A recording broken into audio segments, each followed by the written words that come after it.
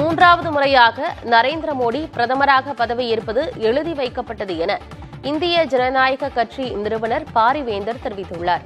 திருச்சியில் தேசம் காப்போம், தமிழை வளர்ப்போம் என்ற இந்திய ஜனநாயக கட்சியின் மாநில மாநாட்டில் பேசிய பாரிவேந்தர், தமிழகத்தில் ஆளும் கட்சி பிரிவினையை பேசி வருவதாக விமர்சித்தார்.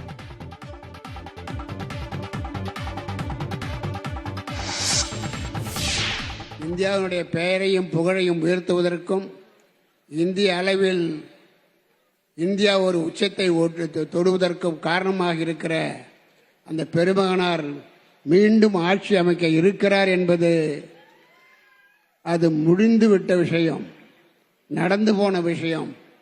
3 முறை அல்ல 4 முறையும் அவர் இருக்கக்கூடிய வாய்ப்பு இருக்கிறது. தமிழ்நாடு தான் நாளும் இன்றைக்கு பிரிவினை என்று நாளும் அதை மறைமுகமாக சொல்லிக் கொண்டிருக்கிறார்கள். அண்ணா காலத்தில் சொன்னார், அதற்கான சட்டம் வந்தது, அதை பற்றி பேசுவதை விட்டார்கள். இன்றைக்கு உரிமை என்ற பெயராலே இன்றைக்கு திரும்ப திரும்ப பிரிவினையை மறைமுகமாக பேசிக் கொண்டிருக்கிறார்கள். திருச்சியில் நடைபெற்ற இந்திய ஜனநாயக கட்சியின் மாநாட்டில் கலந்து கொண்டு உரையாற்றிய பாஜக மாநில தலைவர் அண்ணாமலை, திமுக என்ற கட்சி இல்லாமல் போவதற்கான அடித்தளத்தை வரும் மக்களவை தேர்தல் களம் அமைத்துக் கொடுக்கும் என தெரிவித்தார்.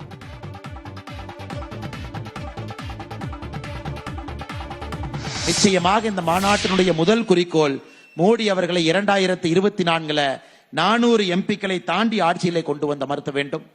இந்த மாநாட்டினுடைய இரண்டாவது குறிக்கோள் 2026 திராவிட கட்சிகள் இல்லாத ஒரு அரசியலை உருவாக்க வேண்டும் நினைக்கக்கூடிய 2 குறிக்கோளுக்கும் இந்த மாநாட்டினுடைய தலைப்பே ஒரு சான்றாக இருக்கிறது. சகோதர சகோதரி, 2024 தேர்தல் களத்திற்கு வரும் பொழுது திமுக என்கின்ற கட்சி இல்லாமல் போவதற்கு அடித்தளமிடக்கூடிய தேர்தலாக 2024 இருக்கும். அதுல எந்த மாற்று கருத்தும் இல்லைங்கய்யா.